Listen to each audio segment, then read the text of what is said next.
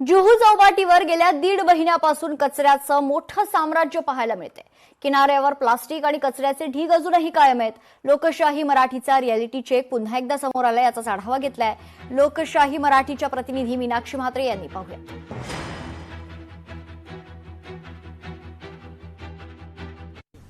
मुंबईच्या प्रसिद्ध अशा जुहूच्या समुद्रकिनारी आज देखील टनभर कचरा आपल्याला पाहायला मिळतो। अक्षरशः समुद्रकिनारी वाळू न दिसता आपण पाहतोय की नुसताच कचरा जो आहे तो आजही आपल्याला पाहायला मिळतोय।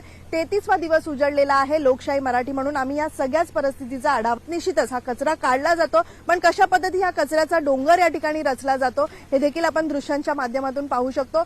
खरं तर आपण पाहतोय की हा कचरा वेळेत काढणं गरजेचं आहे, पण पालिका प्रशासनाला अद्यापही आपण पाहतोय की पूर्णपणे जाग आलेली नाहीये। इथे जे दर दिवशी मॉर्निंग वॉक करणारे सर्वसामान्य आहेत, आज आपण त्यांच्याशी बातचीत करूया। आज नेमकी काय परिस्थिती आहे सर? मागच्या 33 दिवसापासून आम्ही या सगळ्याच परिस्थितीचा आढावा घेतोय। जैसे ते परिस्थिती दर दिवशी आपल्याला पाहायला मिळतोय, तेवढाच कचरा रोज आपल्याला तुम्ही गेले 33 दिवस येताय, ही गोष्ट एकदम ग्रेट आहे।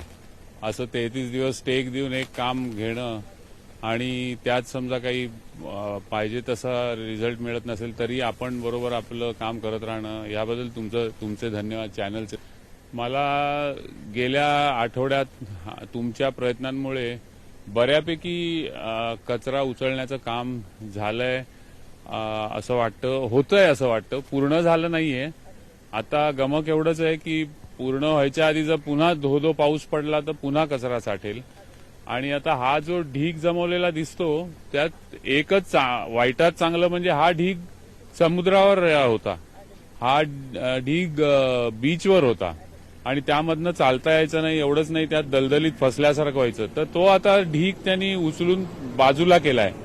फक्त एवढंच बघायला पाहिजे की पुन्हा दो पाऊस आला तर पावसाबरोबर किंवा समुद्राच्या भरतीच्या वेळेला तो पुन्हा आत वाहून जाता का। रोजचा कचरा रोजच्या रोज त्याची विल्हेवाट लावत जा, कारण आता आपल्याला कळून चुकलंय की साचलेला कचरा एकाचे 2, 2चे 3 दिवस झाले की मग इम्पॉसिबल होतो। आपल्या समोर पण जसा कामाचा ढीग असेल, जर आपलं किचनचं सिंक डिशेसनी भरलेलं असेल तर आपल्या जीवावर येतं ते धुणं, तसं ते कुठेतरी होऊ देऊ नका आणि एकदम तत्परतेने काम करून आम्हाला अभिमान वाटेल, आपल्याला आपल्या देशाचा आणि शहराचा अभिमान वाटेल असं काहीतरी। देखिए, हम ही नहीं आ रहे हैं, बहुत लोग यहाँ से आ रहे हैं, जैसे कुछ फॉरेन से भी आ रहे हैं, तो वहाँ पे जो हम लोगों की इमेज बन रही है वो बहुत खराब बन रही है। तो इनको जैसे जो टूरिस्ट प्लेस हैं उन सब चीजों को साफ सफाई रखें।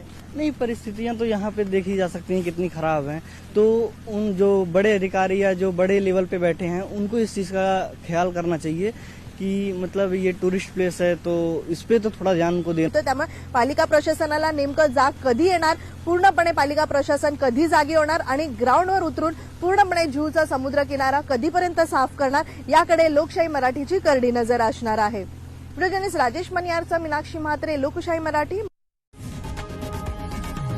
लोकशाही मराठी ऐका, पहा, जागरूक रहा।